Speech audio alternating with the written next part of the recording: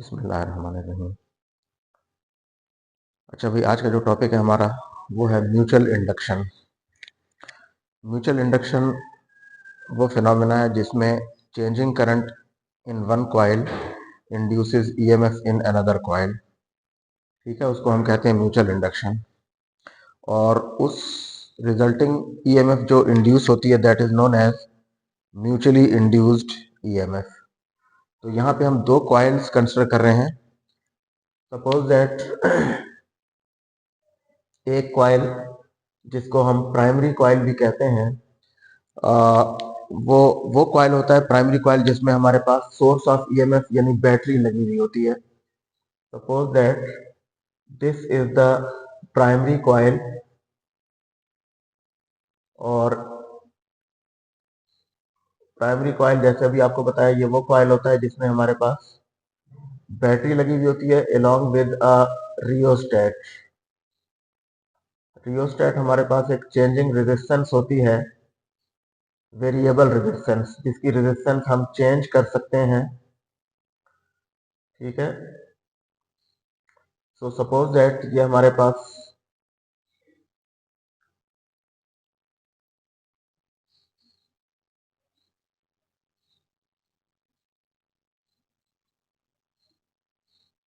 This is the primary circuit. ठीक है, या इसको हम प्राइमरी कॉइल भी कहते हैं। ठीक है, प्राइमरी कॉइल वो होता है जिसमें हमारे पास बैटरी लगी हुई होती है जिस कॉइल में। तो यहाँ पे क्या है, ये हमारे पास एक कॉइल है प्राइमरी कॉइल जिसमें हमारे पास number of loops in the primary coil that is NP. और इसमें से जो करंट फ्लो करेगा प्राइमरी कॉइल में उसको हम कहते हैं IP, current through the primary coil. Now near this primary coil we have another coil which is known as secondary coil। ये दोनों coils एक दूसरे के करीब होते हैं so that the flux passing through this coil is also linked with the other coil।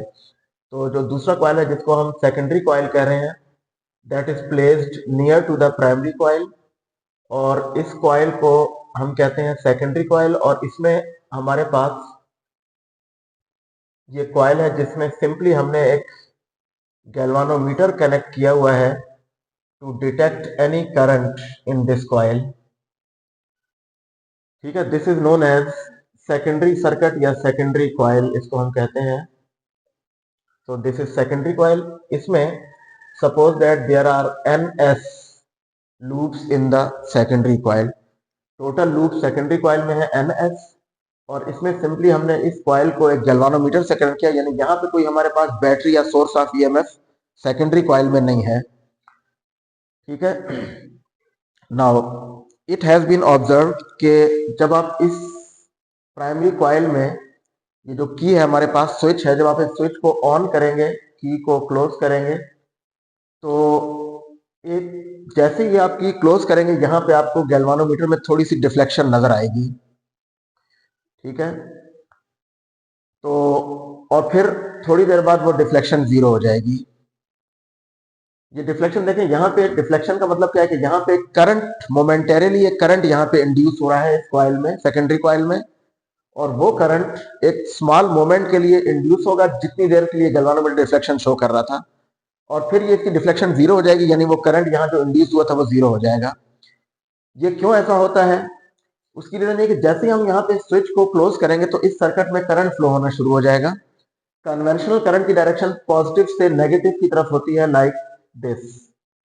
तो suppose that हम इस करंट को कहते हैं I P, current through the primary coil. ठीक है, I P is current through the primary coil जो इस सर्किट में पास हो रहा है। तो देखें, जैसे ही आप इस की को क्लोज करेंगे तो पहले इस कॉइल में करंट जीरो था, जैसे ही हमने क्लोज किया तो ये करंट जीरो से इंक्रीज होगा अप टू आई पी। ठीक है, तो जब करंट जो है ये करंट इन द प्राइमरी ये जीरो से लेके आई पी तक इंक्रीज होगा। जैसे ही आपने स्विच क्लोज किया तो ये करंट जीरो से इंक्रीज होगा अप टू आई पी, फिर ये आई पी पे पहुंच के ये करंट कांस्टेंट हो जाएगा। तो वो टाइम जितने टाइम में यहाँ पे करंट चेंज हो रहा है इस कॉइल में, प्राइमरी कॉइल में, तो उस चेंजिंग करंट की वजह से यहाँ पे एक ईएमएफ इंड्यूस होगी सेकेंडरी कॉइल में। ठीक है। So this phenomena in which changing current in one coil induces EMF in another coil is known as mutual induction. ठीक है, ये हमने डेफिनेशन इसकी देखी है। The phenomena in which changing current in one coil induces EMF in another coil. Current change हो रहा है प्राइमरी कॉइल में और ईएमएफ इंड्यूस हो रही है सेकेंडरी कॉइल में। और वो क्यों इंड्यूस हो रही है? चेंजिंग करंट की वजह से। तो ये तो एक मोमेंटेरली एक इंड्यूस होगी ईएमएफ और यहाँ पे एक स्मॉल टाइम के लिए करंट फ्लो करेगा इस कॉइल में। जो ईएमएफ यहाँ सेकेंडरी में इंड्यूस हुई है that is known as mutually induced EMF. ठीक है, और उससे जो एसोसिएटेड करंट होगा that is also an induced current. अच्छा, उसके बाद जब ये करंट कांस्टेंट हो जाएगा यहाँ पे, तो यहाँ इंड्यूस्ड ईएमएफ फिर जीरो हो जाएगी, क्योंकि अब यहाँ पे करंट चेंज नहीं हो रहा। यहाँ पे ईएमएफ उस वक्त तक इंड्यूस होगी जब तक यहाँ पे करंट चेंज होगा। ठीक है। अच्छा, फिर दूसरी चीज कि जब आप इस स्विच को ओपन करेंगे दोबारा, सपोज ये थोड़ी देर के बाद ये ईएमएफ यहाँ पे जीरो हो गई, यहाँ पे करंट कांस्टेंट हो गया। फिर जब हम इस स्विच को ओपन करेंगे यानी ऑफ कर देंगे, की ओपन हो जाएगी, switch is off, then in that case again you will see a deflection in the galvanometer in the opposite direction. अगर पहले जब करंट जीरो से आई पी तक इंक्रीज हो रहा था, तो अगर डिफ्लेक्शन गैल्वानोमीटर की इस तरफ थी, तो जब हम स्विच को ओपन करेंगे यानी स्विच ऑफ कर देंगे, तो अब करंट डिक्रीज होगा प्राइमरी कॉइल में from I P to zero. तो पहले करंट इंक्रीज हो रहा था, अब करंट आई पी से जीरो तक डिक्रीज होगा। तो दोबारा हमें एक यहाँ पे मोमेंटेरली एक ईएमएफ इंड्यूस होगी इसमें, और हमें करंट फ्लो होता हुआ नजर आएगा गैल्वानोमीटर के थ्रू। लेकिन ये करंट पिछले वाले करंट के मुकाबले में अपोजिट डायरेक्शन में होगा। तो ये करंट जो इंड्यूस हो रहा है ये भी changing current in one coil induces EMF in another coil. पहले केस में जीरो से आईपी ये करंट इंक्रीज हो रहा था यहाँ, और अब यहाँ पे करंट क्या हो रहा है? डिक्रीज हो रहा है। ठीक है, तो हमें दोबारा यहाँ पे एक ईएमएफ इंड्यूस होती हुई नजर आएगी। ठीक है, so this phenomena in which changing current in one coil induces EMF in another coil is known as mutual induction. अच्छा, लेकिन ये तो अब हमने देखा है कि जब हमने स्विच क्लोज किया था, यानी की क्लोज की थी या स्विच ऑन किया था, तो यहाँ पे एक ईएमएफ इंड्यूस हुई, और हमने स्विच ऑफ कर दिया तो दोबारा यहाँ पे एक ईएमएफ इंड्यूस हुई फॉर अ स्मॉल टाइम। हम यहाँ पे एक कांस्टेंट ईएमएफ भी इंड्यूस करवा सकते हैं। अगर हम सपोज हमने स्विच को क्लोज किया और ये करंट जीरो से आई पी तक होके कांस्टेंट हो गया इस सर्किट में, और फिर यहाँ पे ईएमएफ जीरो हो गई जैसा अभी बताया आपको। तो देखें, अब अगर हम इस रियोस्टेट को स्लाइड करें टुवर्ड्स दिस साइड या इसके अगेंस्ट अपोजिट साइड पे, तो जब हम रियोस्टेट का मतलब है ये एक वेरिएबल रेजिस्टेंस है, तो इस सर्किट की हम रेजिस्टेंस चेंज कर रहे हैं बाय स्लाइडिंग द रियोस्टेट। तो अब क्या होगा कि यहां पे जब रेजिस्टेंस चेंज होगी प्राइमरी सर्किट की, तो उसकी वजह से यहां पे करंट भी चेंज होगा ना। तो अब यहां पे हमें, जब तक आप इस रियोस्टेट को स्लाइड करते रहेंगे, तब तक हमें यहां पे एक ईएमएफ इंड्यूस होती हुई नजर आएगी, और ये गैल्वानोमीटर डिफ्लेक्शन शो करेगा, यानी इंड्यूस करंट प्रोड्यूस होगा in this circuit which is shown by the deflection of the galvanometer. तो हम इस तरह पे एक यहाँ पे जब तक हम इस प्राइमरी सर्किट के करंट को चेंज करेंगे, और कैसे चेंज कर सकते हैं हम कॉन्स्टेंटली, कि जब तक हम इस रियोस्टेट का जो स्लाइडिंग टर्मिनल है उसको अगर हम स्लाइड करें from one and towards the other and, तो इस सर्किट की रेजिस्टेंस चेंज होगी, रेजिस्टेंस चेंज होगी तो करंट चेंज होगा, और करंट चेंज होगा तो यहाँ पे ईएमएफ एक इंड्यूस होगी। So that is the method to produce a constant induced EMF in the secondary coil by changing the current in the primary coil. ठीक है, तो एक तो ये हो गया, इसकी डेफिनेशन हमने देख ली। और ये हमने देखा है कि यहाँ पे हम दो कॉइल लेते हैं म्यूचुअल इंडक्शन में, जिस कॉइल में बैटरी लगी हुई होती है उसको हम कहते हैं प्राइमरी कॉइल, और यहाँ पे कोई बैटरी नहीं है लेकिन फिर भी यहाँ पे करंट प्रोड्यूस हो रहा है due to change of current in the primary coil. So that is the secondary circuit जिसमें कोई बैटरी नहीं है, और हमने सिंपली एक गैल्वानोमीटर को कनेक्ट किया हुआ है। तो हमने देखना है कि यहाँ पे ये ईएमएफ जो इंड्यूस हो रही है, ये कितनी ईएमएफ इंड्यूस होगी, म्यूचुअली इंड्यूस्ड ईएमएफ की वैल्यू क्या होगी। तो देखिए, हमने देखा था फैराडेज लॉ से कि देखें यहां पे हम कंसिडर कर रहे हैं, consider two coils, one is the primary coil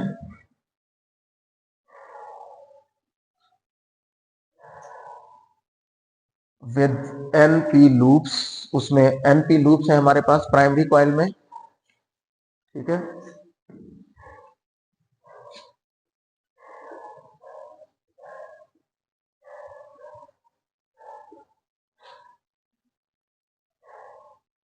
and the other is secondary coil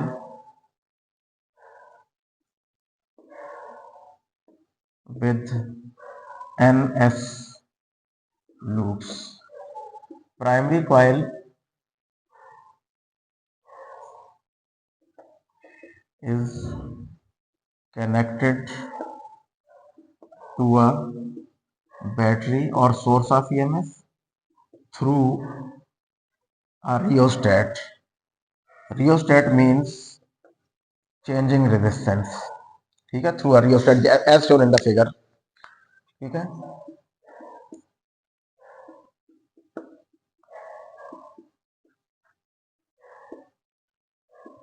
The secondary coil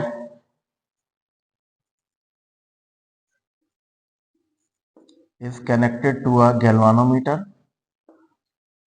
ठीक है। सेकेंडरी कॉइल को हमने सिंपली एक गैल्वानोमीटर से कनेक्ट किया है,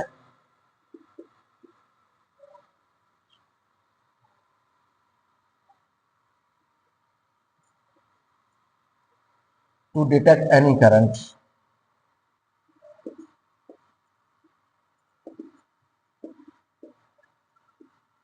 देखें सेकेंडरी कॉइल में कोई बैटरी नहीं लगी हुई, to detect any current through it. तो सेकेंडरी कॉइल में कोई बैटरी नहीं लगी हुई, बगैर बैटरी के यहाँ पे अगर कोई करंट प्रोड्यूस हो रहा है तो उसको हमने डिटेक्ट करना है with the help of this galvanometer, ठीक है।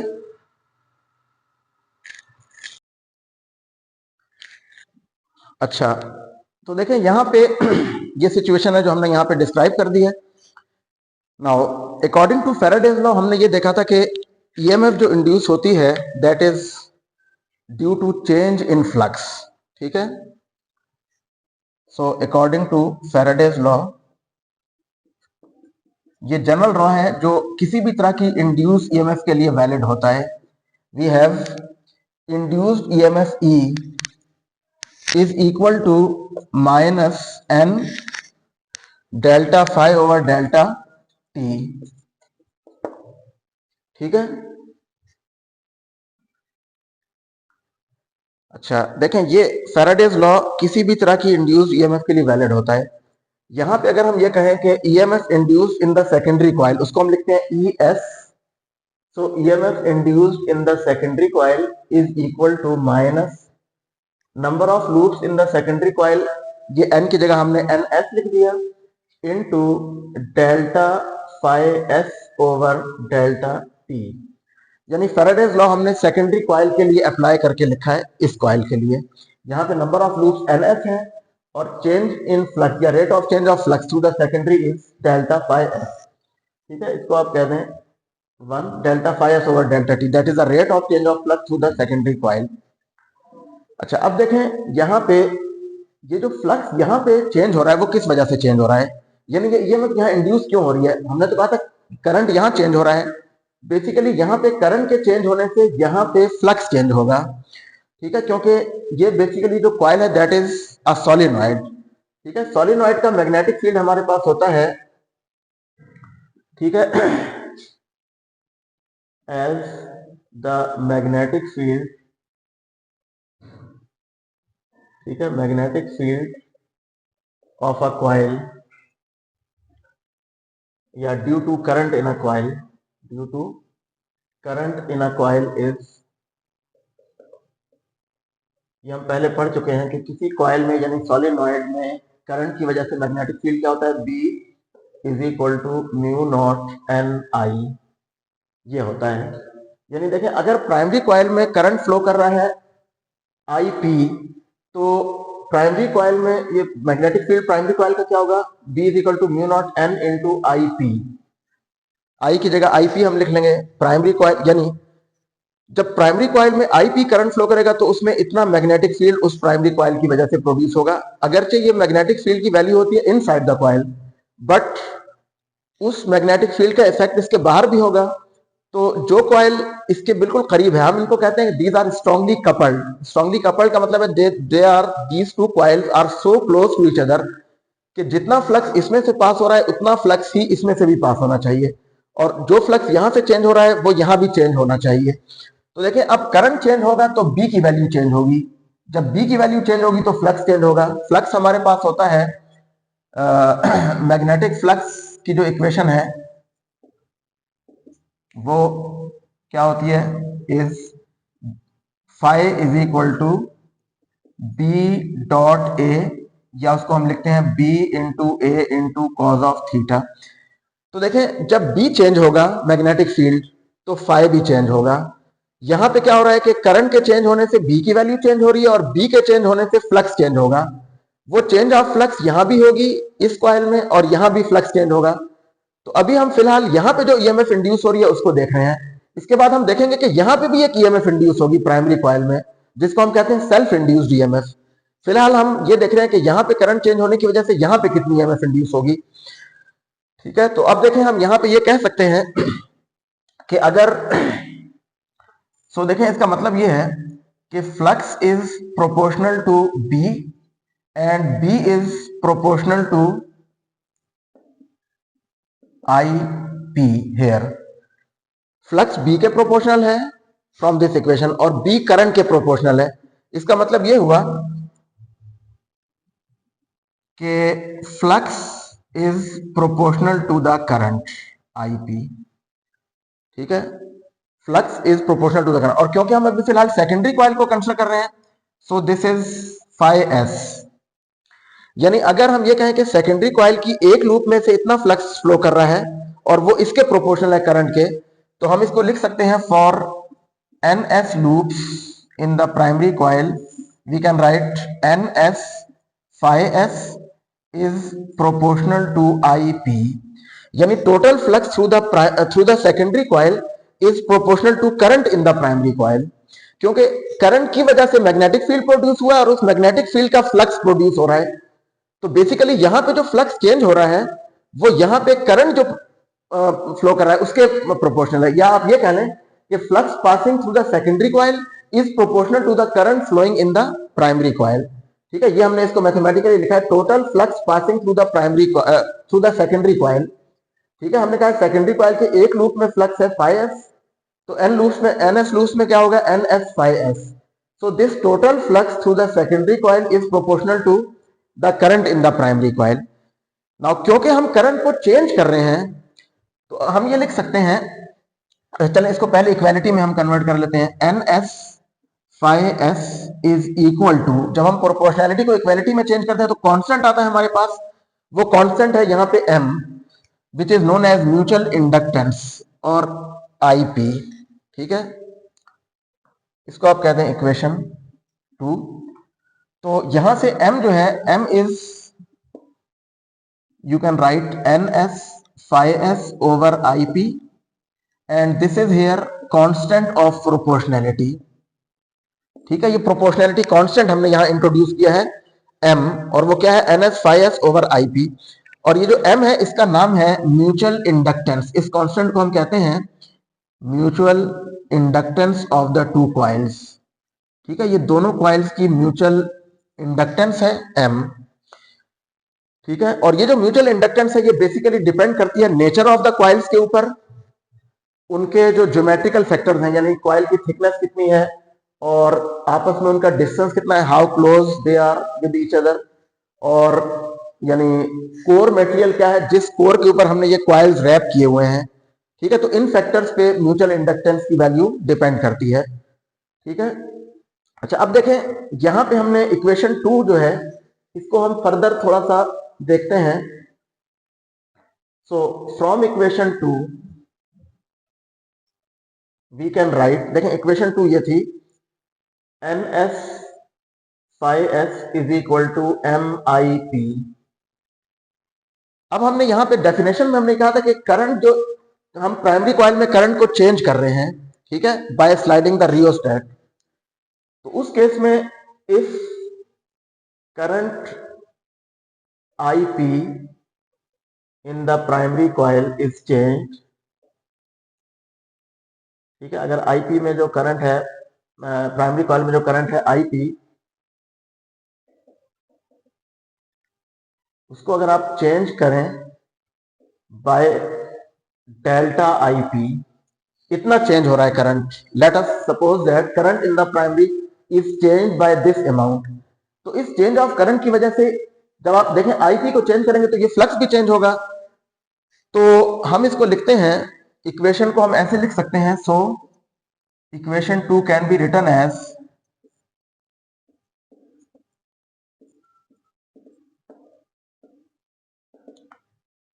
ns delta phi S is equal to m delta I P.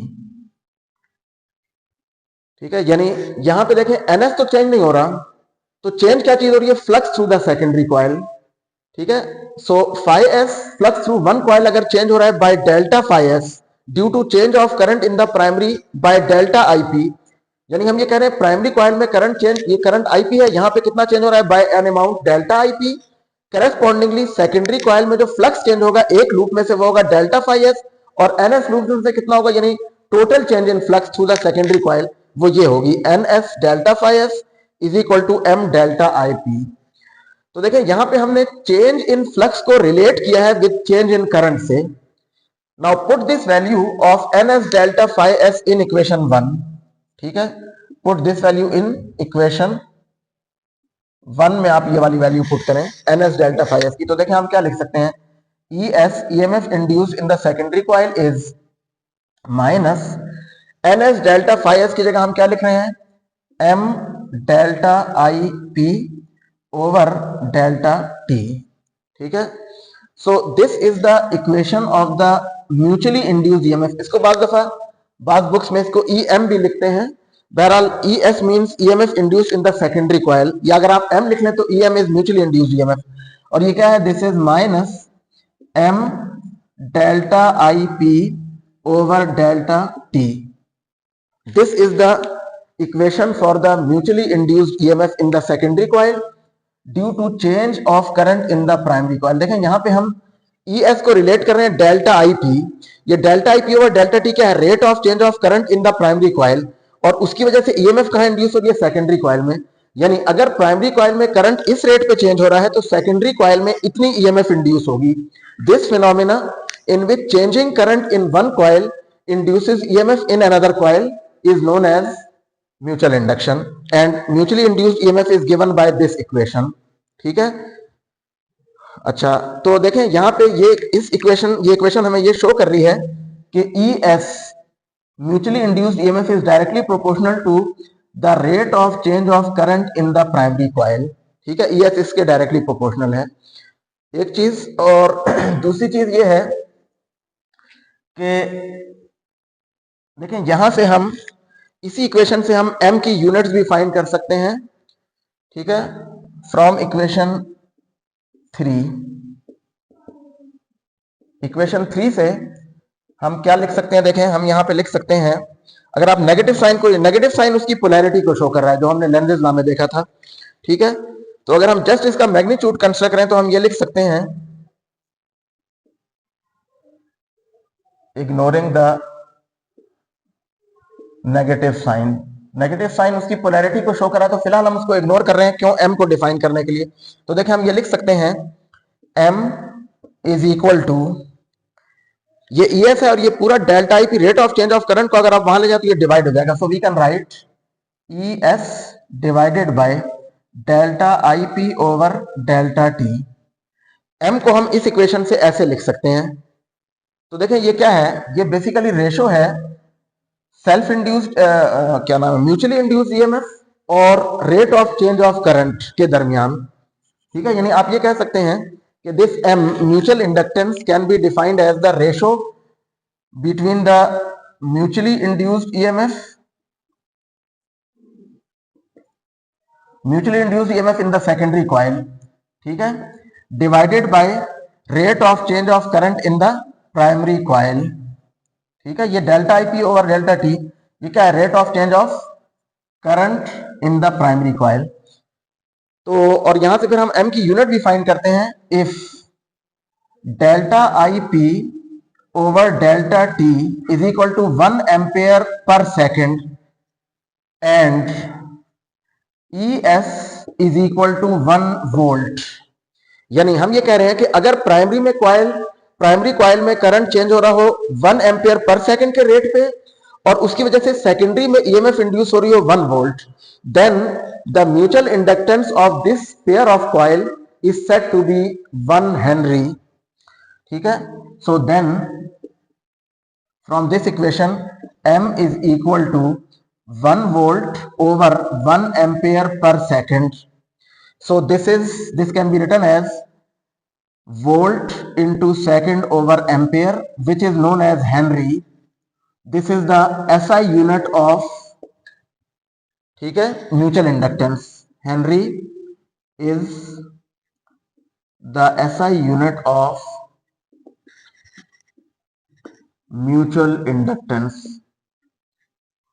ठीक है, म्यूचुअल इंडक्टेंस की ये एसआई यूनिट है।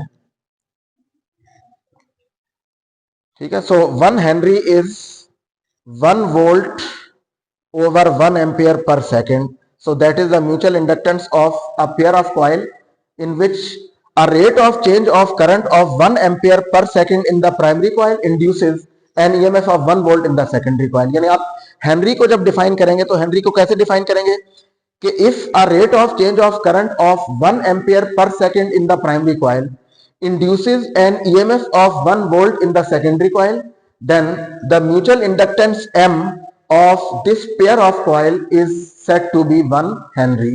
That is the SI unit of mutual inductance। ठीक है,